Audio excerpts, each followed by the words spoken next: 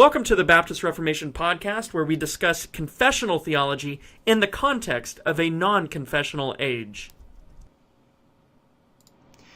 Welcome back to the Baptist Reformation. We are going to continue on this little series that we've taken a detour upon. This is a little special that we're doing. We're going through and talking about an article on the Aquila Report, which has had some good things in the past. I've read Aquila Report articles before. Sometimes it's a useful resource, but this time I don't think they got it right. This article written by Donald Lowe, I don't know if I mentioned the author's name in the first episode, sorry about that, has taken up two affirmations of the ARBCA position paper on the doctrine of divine impassibility. And I wanted to address the way in which they address those two affirmations. And so we talked a little bit about affirmation 17, where it specifically mentions that all God's affections are infinite, that for God to change emotionally would be for him to change either for the better or for the worse, and God cannot change for the better, nor can he change for the worse. All change is either an improvement upon something, a change of something into something more than it was before, or it's a change of degradation. It's a change of taking something away, making something making something less than what it currently is would be the other direction, right? So that's why the affirmation is saying that all change must be for the better or for the worse. And so that's why there's only two categories. Now the article calls that a false dilemma, but I don't think it is a false dilemma, because if we're not necessarily meaning, let's say something being added to, something that gets added to, that adds a quality to itself to make it something more than what it was prior, would be better, in the sense that it's adding something to itself that it needed to be more, right? God cannot be more than what he already is. He's divinely infinite. And so to say that God could add something to himself that would make him something that he's no longer not, or that he was never before, would be to say that God had changed for the better. To change God in the sense you take something away from him, would be to change him for the worse. And so that's kind of the way they're using better or worse. It's not necessarily in the sense of a qualitative betterness or a qualitative worseness, although that entails in this. And I think it is really, broadly speaking, it is qualitative in nature, but qualitative can also be indicated by qualitativeness can also be indicated by quantity. The quantity of something. Does something need something else to be better than what it already is? Does something can something be improved upon or taken away from and made imperfect? And I guess that's just a little bit of the way I'm seeing the position paper's language. I could be wrong. I could be corrected by an author of the position paper or one of the participating editors. But I don't think I am. And the reason for that is because better or worse, goodness, and things like that used to be used a lot more broadly than the way we use them now. Even the word evil used to be used a lot more broadly than the way we use it now. We think more or less evil in terms of moral category, in terms of a moral category only. Evil used to be seen as if a tree begins the process of decomposition, it has it is evil to the extent that it fails to meet its ends for which it was created. So that's how evil is used in the Middle Ages and even following that period. Is that if something fails to accomplish the end for which it was created, it is to that extent evil, because evil is just a deprivation or a privation of what of goodness.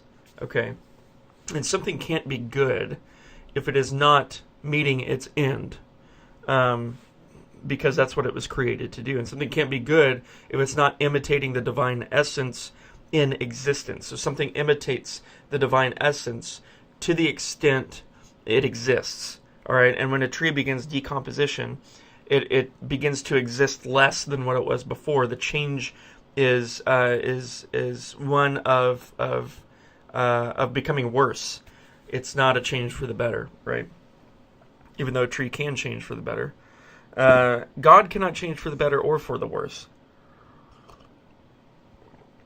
And we could carry that. And Turretin, when he's talking about change in the Godhead, he begins by talking about all change. There is no change in God whatsoever. So when we say there's no change in God for the better or for the worse, we mean period. We're not going to divide the divine essence up into faculties like emotions, intellect, and so on and so forth. God cannot be changed for the better or for the worse. The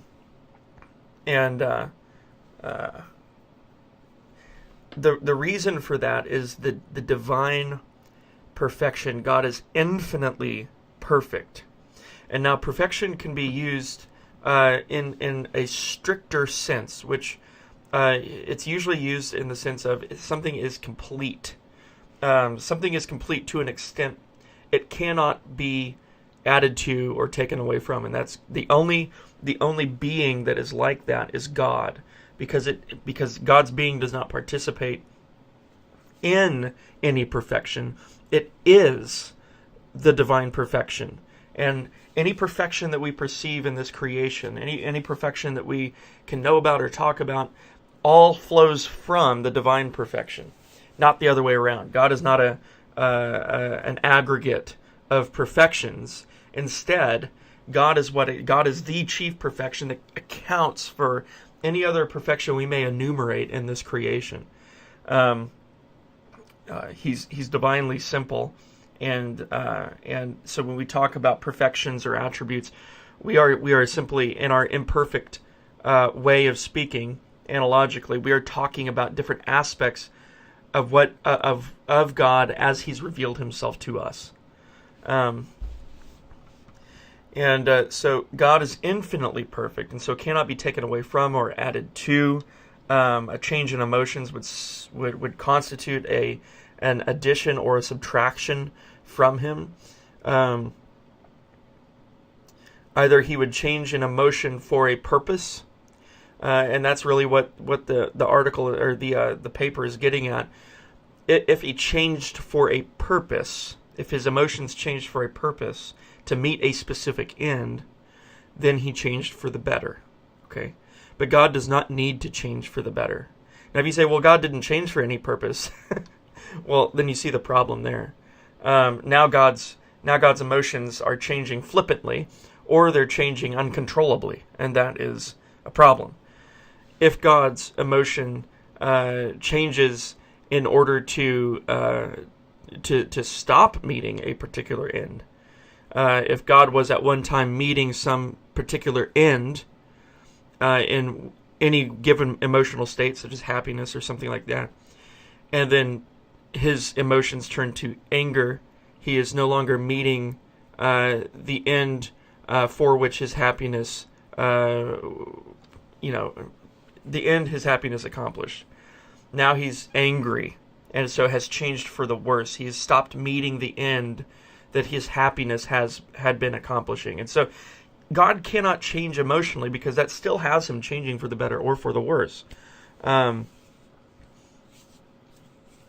Unless we think of better for worse in purely those simple, narrow senses that we more often think of them today. God's improving, it's like a piece of technology. You're improving it technologically. You're giving it better software or something like that, or you're taking away from it technologically and making it worse. That's not the only kind of better or worse, and that's not the only sense we're limited to here in this discussion.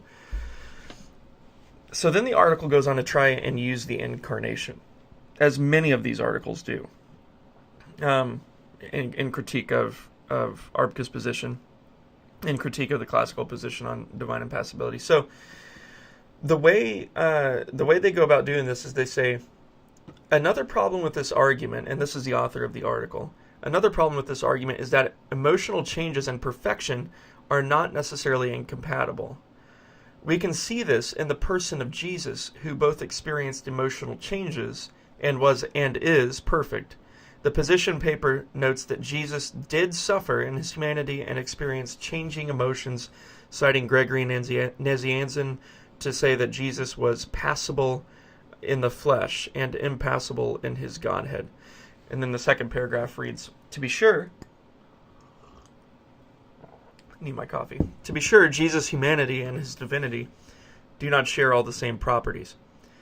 Thus, Jesus changing emotions in his humanity does not necessarily mean that he has changing emotions in his divinity. However, both his human nature and his divine nature share the property of perfection.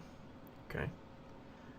There's some equivocation going on here. We'll point that out here in a little bit. The confession describes Jesus' two natures as two whole, perfect and distinct natures, and they were inseparably joined together in one person. Let's go ahead and read that part in our confession. It's the chapter of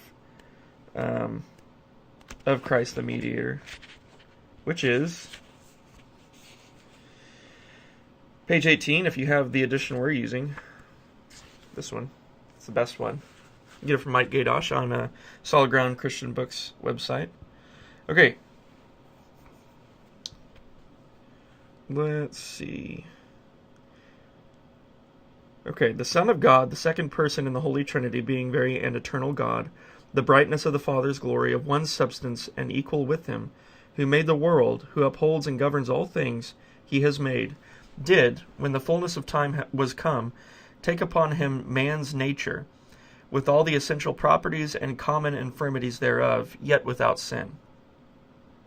Being conceived by the Holy Spirit in the womb of the Virgin Mary, the Holy Spirit coming down upon her, and the power of the Most High overshadowing her, and so is made of a woman, of the tribe of Judah, of the seed of Abraham and David, according to the Scriptures, so that two whole, perfect, and distinct natures were inseparably joined together in one person, without conversion, composition, or confusion, which person is very God and very man, yet one Christ, the only mediator between God and man. One of the most beautiful paragraphs in the confession, of course. The way that perfection is being used in the confession here is not in the sense that the article wants it to be used. And the reason for that is because the confession admits that there's infirmities associated with this nature, as you know, that's just what it is to be human. There are when it goes on to use the word perfect, it means that it's complete. And what it goes on to affirm right after it affirms the perfection of the human nature as well as the divine nature is that there's no conversion, composition, or confusion between these two natures. So it means that Jesus is not part human and part God. It means that these two natures are complete natures. They are, to that extent, perfect. And that's the way they're using the word perfection. Perfection can be used simply to mean complete. Complete to meet the ends for which it was made or for which it exists. And so that's all it means. It's not using it in the divinely infinite perfect sense that we use for God. Indeed, perfection is something that creation can share in, can participate in, but it can't be identified with it. God is the only being that is identified with perfection. God is perfection. Creatures cannot be identified with the attribute of perfection. They cannot be identified with that. They can share in it insofar as a creature exists and meets the ends for which it was created. It's perfect. Insofar a plant acts like a plant, which is what God created it to be, it's perfect. Okay, so things can participate in this perfection, but they can't be identified with it. A plant is not perfection itself, because if a plant went away, then that means perfection would go away. Okay, the only being that is perfect and is identified with perfection, that is perfection itself, is God. If God went away, there would be no perfection. There would be no God, there would be nothing. and that's ontologically impossible. But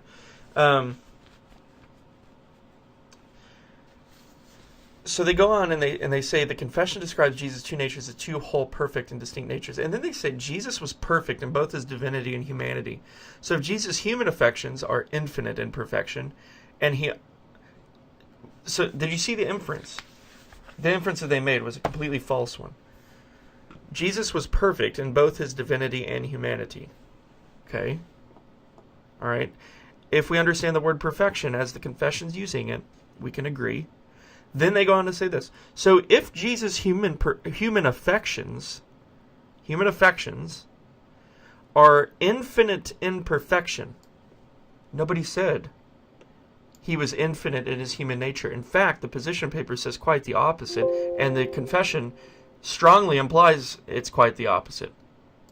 So if Jesus' human affections are infinite in perfection, first of all, they're not infinite in perfection. The only thing that's infinite in perfection is the divine essence.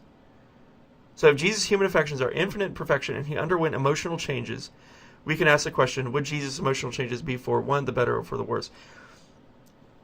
At this point, it must readily be acknowledged that neither of these options are viable. Jesus experienced emotional change, but this did not affect his perfection. Okay. There's a lot of equivocation happening here. That, namely, perfection. The word perfection is being used in a different way than it's being used in the classical literature, in the ARBCA position paper, and in the Reformed confessions. And so we need to acknowledge that right off the bat. And it's very telling when they switch the wording that Jesus' human affections are infinite in perfection. Well, they're not. Again, the Protestant principle, the finite cannot comprehend the infinite, stands. We cannot violate that, even when it comes to the incarnation. The way the Reformed, in contradistinction to the Lutherans, formulated the communicatio idiomatum is different than a sharing of between natures. That's not what the Reformed came up with. In fact, the Reformed construed the communicatio idiomatum in terms of theology. The theology of Christ, the theology of union is what they called it, is the way in which is the theology that only Christ has, as he is united with the fullness of a human nature. And so, according to his human nature, Christ has an exclusive theology.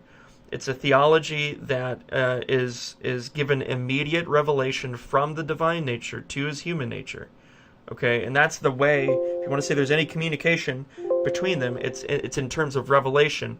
It's immediate revelation, untainted by sin, that Christ has access to in his human nature. He does not, according to his human nature, he is not, according to his human nature, identified with divine perfections. And there's no way for that to happen if we hold on to the axiom that the finite cannot comprehend the infinite. Richard Muller has a really good conversation on this in the first volume of Post-Reformed Reformed Dogmatics. And it was very helpful for me to understand where the Reformed eventually went with the communicatio idiomatum. So, no, Jesus does not have infinite perfections according to his human nature. According to his divine nature, you bet. Not according to his human nature. So the language is certainly slippery.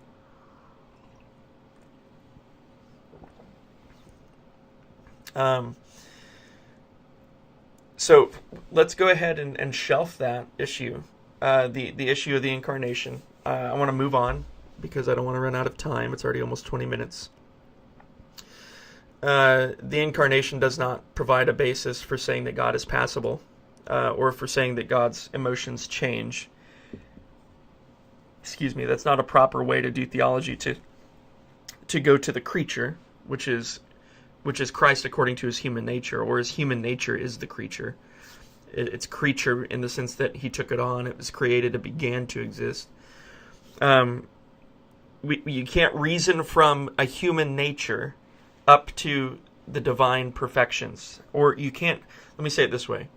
You cannot, there's a way in which you can do that, I think, properly, but you cannot take the human nature and the attributes of a human person and impose them upon the divine essence in a univocal way, because you run into problems that way, as we can see here. Well, because Jesus, according to his human nature, changed in his emotions, therefore it's not problematic to say that the divine essence changes in emotions. That's just, it's not, it doesn't work for several reasons. There's a breakdown in theology proper when that happens. So I want to move on to affirmation 3. This one is maybe a little bit more difficult for me to tackle because I'm not as familiar in this area as maybe some of those involved in the actual editing process of the ARBCA position paper. But affirmation 3 says the analogy of Scripture and prioritizing ontological statements. That's the heading that they give it. But affirmation 3 actually says, we affirm that passages which speak of God's being and essence must be given interpretive priority, not only because they are the less difficult and ambiguous, but also because what God is precedes what he is like toward us. The latter must be interpreted in a manner consistent with the former. We deny that passages which posit divine passions, what he is like toward us, take priority over passages which speak of God's being and essence. This is very important hermeneutically in how we interpret the Scriptures. What it requires is a proper understanding of metaphysics in priority to epistemology. Being precedes knowing. Okay? Being precedes knowing. That is the principle that the authors of the ARBCA position paper are proceeding on, and it's the principle that the classical literature and our confessions, the framers or editors of our confessions would have understood. They go on to say, in criticism of this affirmation and denial, the analogy of Scripture simply says that the clear passages should take priority over the difficult and ambiguous passages. The position paper takes a step further and says which passages are clear and which ones are difficult and ambiguous. The ones that describe God's being and essence, which are called ontological, are the clear ones. The ones describing what God is like toward us, including those describing God emotionally, are the difficult and ambiguous ones that must be interpreted by the ontological passages. It is important to note that neither the Westminster Confession of Faith nor the London Baptist Confession 1689 make the assertion that the ontological passages are to be given interpretive priority. Well, that's because the confessions are not exactly works in biblical theology, but I'll give them a pass on that. They only assert that the clear passages should be prioritized, and unlike the position paper, they do not say which passages are clear and which are not. Okay. By this reasoning, it naturally follows that God does not experience emotional changes. The foundational hermeneutic is that passages describing emotional changes are difficult and ambiguous and do not take priority, and that the passages describing God as impassible and immutable are clear and unambiguous. This conclusion follows from its hermeneutical presuppositions. But where does this hermeneutical principle come from? And is it biblical? Okay, let's stop. Let me highlight all that so that I don't lose it. Now, it's as if when they go to criticize affirmation 3 and the denial associated with it, they don't. It's almost as if they just forgot what they read.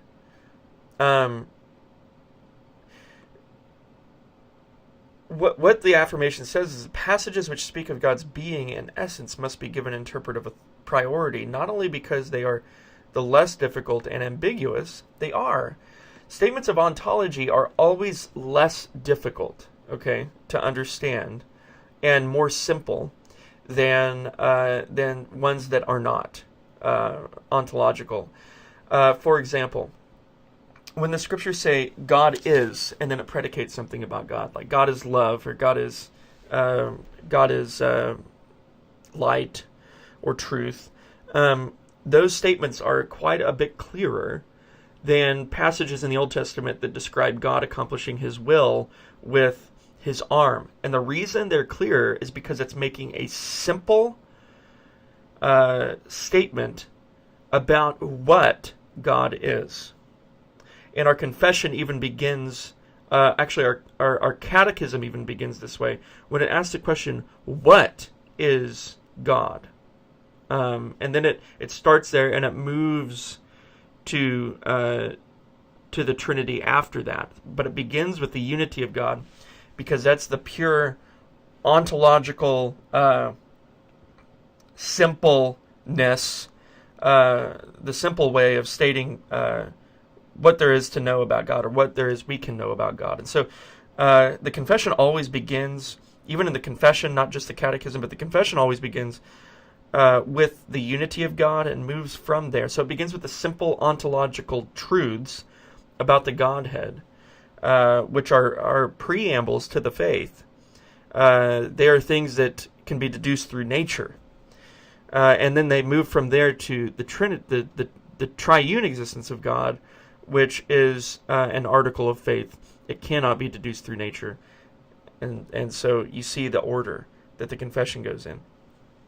So I think even the Reformed confessions are assuming this priority in the way they're doing you can see they're doing theology. Now, ontological statements are always more simple and always more perspicuous or clear than a non-ontological statement.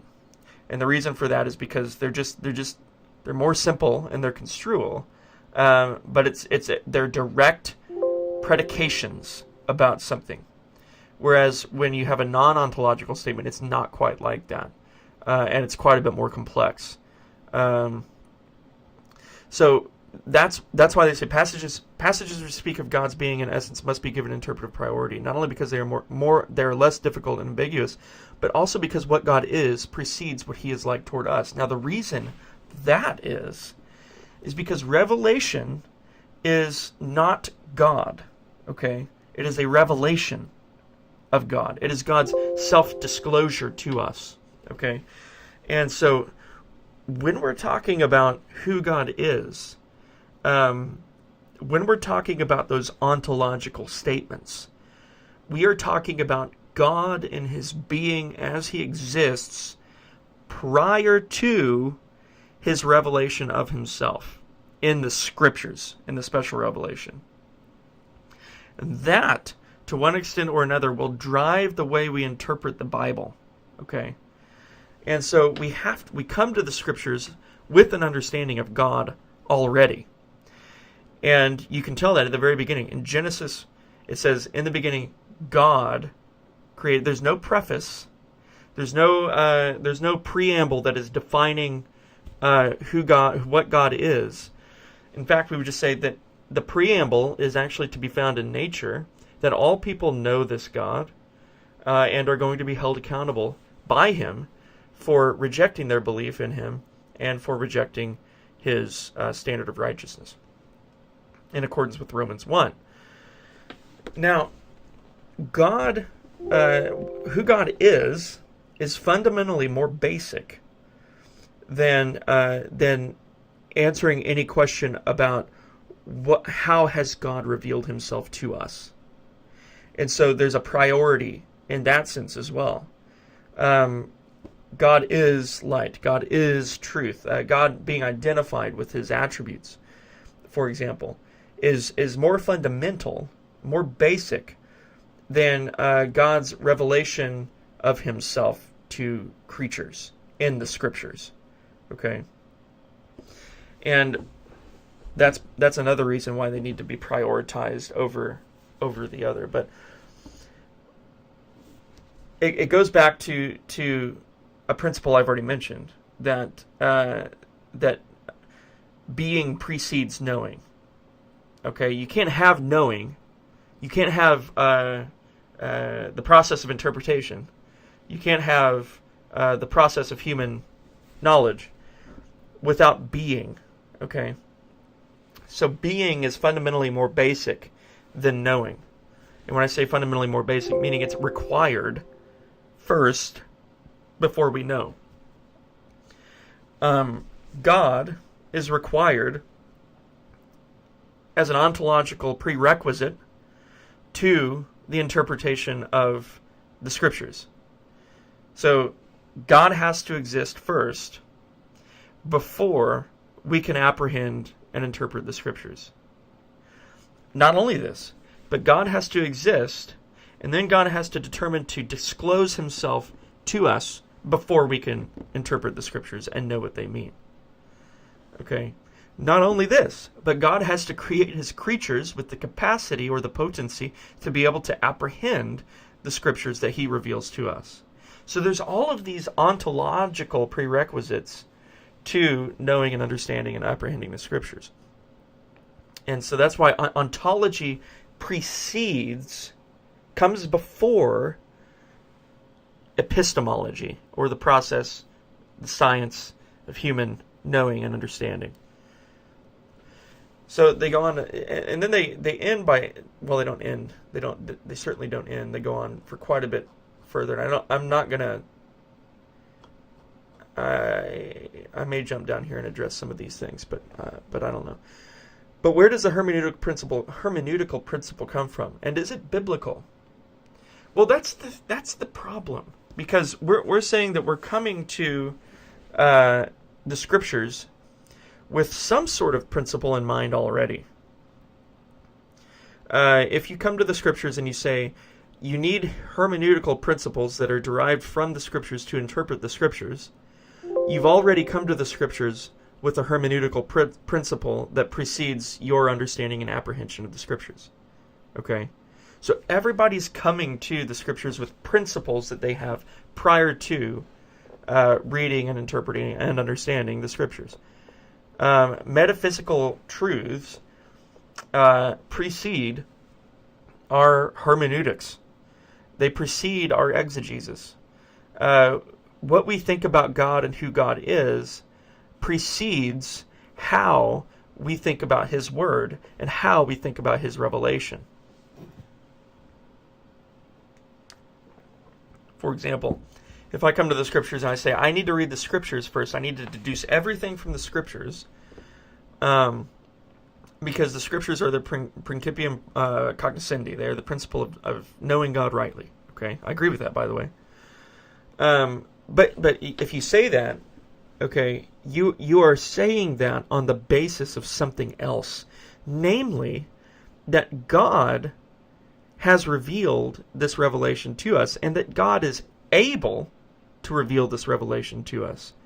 You're already answering fundamental questions in your mind when you come to the Scriptures for interpretation.